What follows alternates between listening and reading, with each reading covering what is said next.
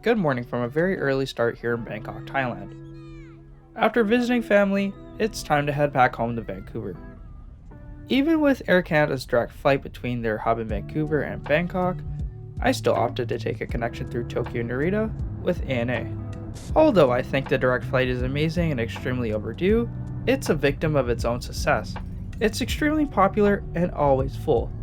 Luckily, Air Canada is increasing its service to Bangkok this coming winter. And for all you av geeks and frequent flyers out there, good luck trying to get an upgrade to business class. You're best off shelling out the extra cash or points for a confirmed seat.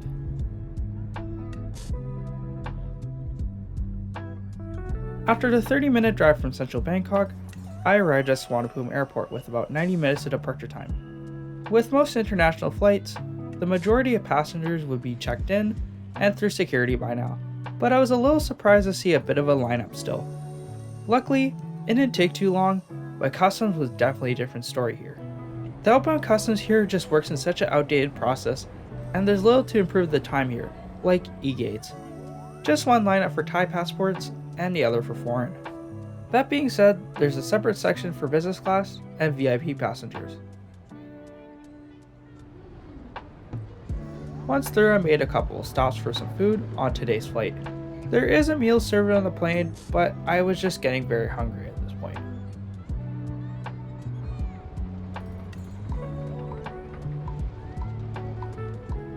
Across the gate for my flight today was one that was so close, but yet so far. But regardless, here's today's ride, this 2-year-old 787-10 Dreamliner. A couple might have. Something a little ironic about this flight is the majority of passengers, I'd even say 80%, were all connecting passengers, and actually not staying in Japan, as Narita is such a huge connection hub for both ANA and JAL. To be fair in my ignorance, I thought ANA had the same economy configuration on their Dreamliners just like JAL. JAL has a 242 seating layout on their Dreamliners, while ANA has an industry standard of 333. But regardless, this is actually a really good seat. Besides that, my window seat is missing a window. This is common on some Boeing aircrafts, as there's a major air vent here. It's okay, I could just share this window with the seatmate in front of me. This economy seat is great.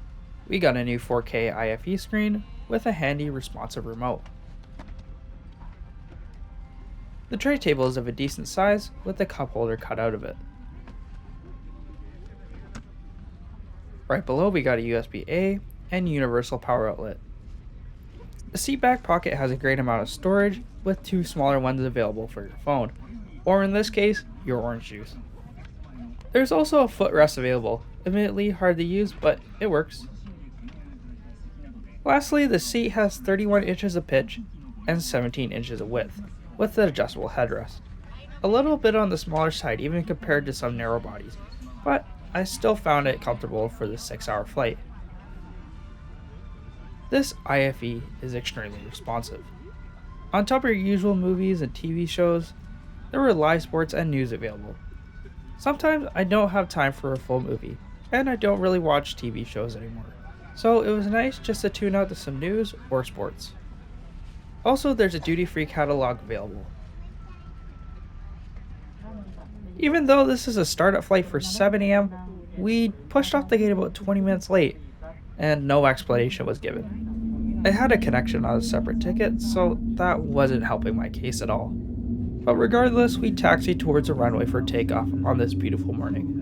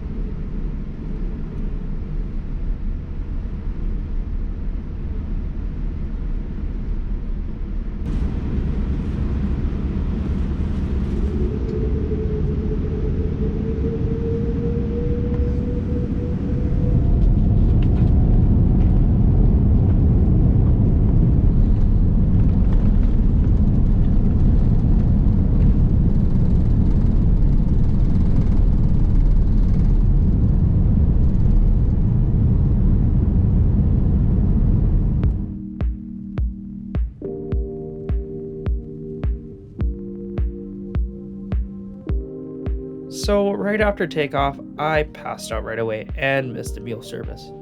Sorry I didn't get a chance to show you what the in-flight meal looks and tastes like. But you know what? I got something even better. I bought some mango sticky rice in the terminal, my favorite dessert and one of my favorite Thai dishes. This stuff is phenomenal. Check out the lavatory, it's your standard 787 affair, but wait, we have a bidet. Right off the coast of Chiba, we were informed that we were put in a holding pattern due to high winds. This is really not helping my case with my connection. But yeah, this was one of the most windiest landings I have ever experienced.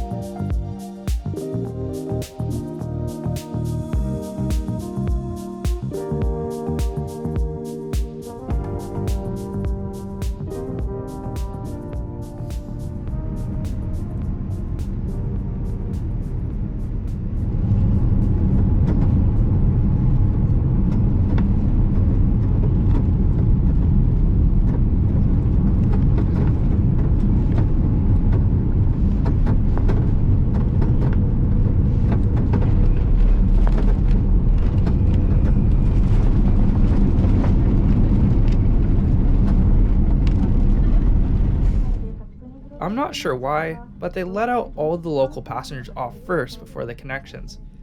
Kinda weird, but I'm technically a local passenger, so I'm not complaining here.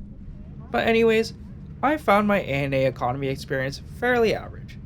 Besides the nice scene in IFE, their staff was friendly despite my minimal interaction. But the flight attendants had a difficult time telling people to keep their masks on, as Japan only opened their borders for tourism like 4 months prior to filming this.